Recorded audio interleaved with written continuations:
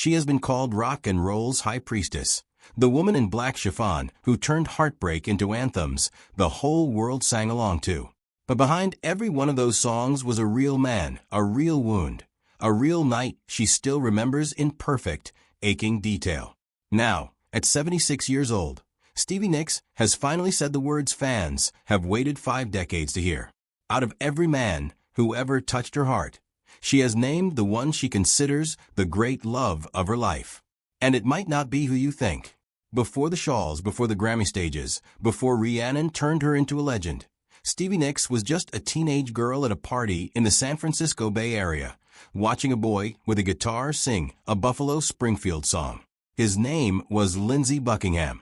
They both attended Menlo Atherton High School, though they did not truly connect until that party, where Nicks asked to sing harmony with him. That single request would set off one of the most complicated love stories in music history. They joined a band called Fritz together, and when that group dissolved, they gambled everything on each other. In 1973, they released the duo album Buckingham Nicks, a record that flopped commercially but caught the ear of a struggling British blues band called Fleetwood Mac, who needed a new guitarist and, as it turned out, got a singer as a package deal too. Before any of that, Nicks worked as a waitress and a house cleaner to help keep them afloat, while Buckingham focused on writing and refining their sound. She has spoken about those lean years as some of the most formative of her life. So how does a fairy tale beginning collapse into one of the most devastating breakups in rock history? Once inside Fleetwood Mac, Buckingham and Nicks found themselves recording Rumors, while their relationship was actively falling apart in real time. Every band member was living through a romantic implosion simultaneously. Fleetwood was divorcing, the McVies were divorcing, and Nicks and Buckingham were breaking up after years together.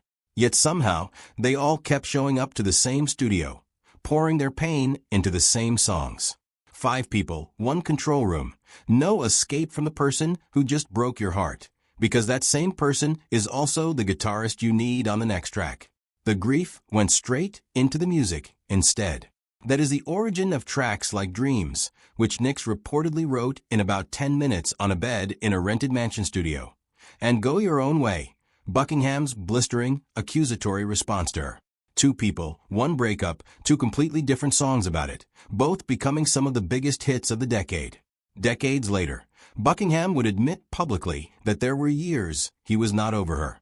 Nicks herself has called him her first love and her love for all time, even while insisting they could never actually be together again. In the early 1970s, Los Angeles was a playground for musicians on the edge of superstardom, and one of the city's most magnetic figures was singer-songwriter J.D. Souther, closely tied to the Eagles. Nicks and Souther crossed paths during this era, and while their romance did not last long, it left a mark. Their connection was brief but intense, unfolding inside a music scene that ran almost entirely on male ambition and male gatekeeping. For a young woman trying to be taken seriously as a songwriter rather than dismissed as somebody's girlfriend, that environment was brutal. This period hardened something in Nicks, sharpening her determination to be recognized as an artist in her own right. Now here is where things get genuinely scandalous, because the next man to break her heart was her own bandleader. During the making of Rumors, while Nicks and Buckingham were unraveling and Mick Fleetwood's marriage was collapsing, Nicks and Fleetwood began a secret affair. The band's own drummer and its lead singer had crossed a line that could have destroyed the group entirely. Fleetwood was still legally married. Nicks was still raw from her breakup with Buckingham, and every single day the two of them had to sit across from Buckingham in the studio and pretend the tension in the room was purely creative. It was not. That churning, barely contained emotional wreckage is baked directly into the DNA of Rumors, an album that became one of the best-selling records of all time precisely because 5 people turned their real-life devastation into something the entire world could feel. The romance eventually burned out, as affairs forged in crisis so often do. But instead of destroying their relationship entirely, Nicks and Fleetwood transitioned into a deep, enduring working friendship that has outlasted nearly every other relationship on this list. By the late 1970s, Stevie Nicks was one of the biggest female voices in rock, and across town, Don Henley of the Eagles was arguably the genre's biggest male voice. Their relationship was passionate, on again, off again, and played out in the eye of an industry watching both bands at their commercial peak. But it also carried a private weight that Nix would not speak about publicly for decades. During their relationship, Nix became pregnant. In interviews she gave decades later, to Billboard, Rolling Stone, and CBS News, Nix confirmed that she made the decision to end that pregnancy. She has said plainly that Fleetwood Mac was only 3 years into its meteoric rise, and that becoming a mother in the middle of that chaos would have destroyed the band. She has also confirmed that had she given birth to a daughter, she would have named her Sarah, tying that private grief directly to one of Fleetwood Mac's biggest singles. She has described their overall relationship fondly, calling it a fun one while also being blunt about why it could never have gone the distance. Nobody in the Eagles, including Henley, was in any place to settle down and start a family. This dilemma echoes conversations still raging in 2025 and 2026 about the impossible choices women in entertainment face between career and motherhood, as artists like Taylor Swift and Beyoncé have publicly navigated similar questions about timing, ambition, and family under the glare of a relentless media spotlight. In the early 1980s, Stevie Nicks was preparing to release a solo album. The man brought in to produce it was Jimmy Iovine, a rising hotshot producer who would later co-found Interscope Records and Beats Electronics. What started as a professional collaboration on her debut solo record, Belladonna, quickly became personal. Iovine was deeply involved in shaping tracks like Stop Dragging My Heart Around and Edge of 17, the song that became her signature solo anthem.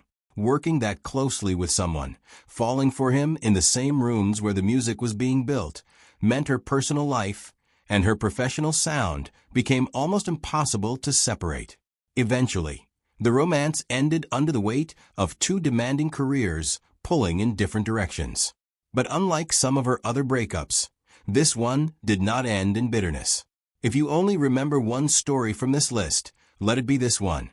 Robin Snyder Anderson had been Nick's best friend since they were teenagers, long before Fleetwood Mac. In the early 1980s, Robin was diagnosed with leukemia and given only months to live. She was pregnant at the time of her diagnosis. Doctors delivered her son, Matthew, prematurely, and Robin died just days later. Nix was named the baby's godmother, and in the fog of that grief, she made a decision that stunned everyone around her. Just months after Robin's death, in 1983, Nix married Robin's widower, Kim Anderson. By her own account, it was not romance driving the decision. It was grief and a desperate need to feel like she was doing something to protect baby Matthew. Nix has said outright that they did not marry because they were in love. They married because they were grieving. She has since called the decision a terrible, terrible mistake, and the marriage collapsed after only about 8 months. But it did not end her bond with Matthew. Nix has described herself as committed to being a presence in his life, holding on to memories of Robin to give him when he was ready. But after all of these relationships, there is one name Stevie Nicks keeps returning to. One man she has called, in her own words, the great, great love of her life. In 1983, at a hotel bar in Dallas, she met Joe Walsh. Walsh, the guitarist known for his work with the James Gang and the Eagles, entered her life that night, and by her own description, it was something close to instant. She has said she saw him from across the room, walked straight to him, and sat down beside him. In her own retelling, she has called their connection the perfect, complete, crazy pair. What made this relationship different was the sense of equality. This was not a producer shaping her sound, not a bandmate she had to see every day, not a man she married out of duty. This was a genuine creative and emotional partnership, one where both of them wrote music for each other and understood each other on a level few outside partners ever reached. But it came with a devastating complication. Both Nicks and Walsh were deep in active addiction, and substances ultimately consumed the relationship. Nicks has been remarkably candid, describing the two of them as busy superstars doing far too many substances, essentially a couple on a path toward destruction. So what finally tore them apart? Survival. Nicks has said plainly that they had to break up or they believed they would die. It was Walsh who ultimately ended things in 1986, reportedly getting on a plane to put literal distance between them, because friends say he feared one of them would not survive the relationship and the other would be left unable to save them. Nix has admitted it took her years to get over it, adding that there was no other man in the world for her during that period, a statement she made even decades later. And here is the detail that changes everything. In a widely cited 2008 interview with Q magazine, Nix was asked point-blank to name the love of her life. She answered without hesitation, Joe Walsh. She drew a striking distinction, saying that Lindsey Buckingham was probably the man who loved her the most, but that her own great love was Walsh, adding that she fell for him in much the same way Buckingham once fell for her. She has echoed some version of that sentiment in other interviews, once telling People magazine there was nothing more important than Joe Walsh, not her music, not her songs, not anything. Nix memorialized that connection directly in her 1985 song, Has Anyone Ever Written Anything for You?, a track she wrote for Walsh and later dedicated in her own liner notes to him and to his late daughter. It is a rare example of her naming her inspiration almost outright, rather than burying it in metaphor. Despite the breakup, despite the addiction that nearly destroyed them both, the bond never fully disappeared. The two eventually settled into recovery separately and maintained a long-term friendship. When Walsh was asked about being called the great love of Stevie Nicks' life, he responded with humility, calling her a great songwriter and a great person. It is worth noting that Walsh's own feelings do not quite match hers in intensity. He went on to marry someone else and build a family of his own, and Nix has said she is genuinely happy for him, even while admitting there has never quite been another man who filled the space he left behind. So which is the real story? Lindsey Buckingham, the man she has said loved her more than anyone else, or Joe Walsh, the man she has repeatedly named as the great love of her own life? Based on her own words, the distinction is hers to make, and she has made it more than once. Buckingham may be the love she keeps circling back to on stage, the one she has called her first love and her love for all time. But Walsh is the one she has specifically, deliberately singled out when asked the question directly, as the great love of her life. Most people are lucky to experience even one of these chapters. Stevie Nicks lived through all of them, wrote a song about nearly every one, and somehow kept standing at the microphone through all of it.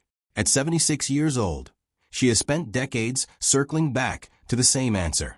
Out of every man who ever broke her heart, built her sound, or married her out of grief, one name rises above the rest: Joe Walsh.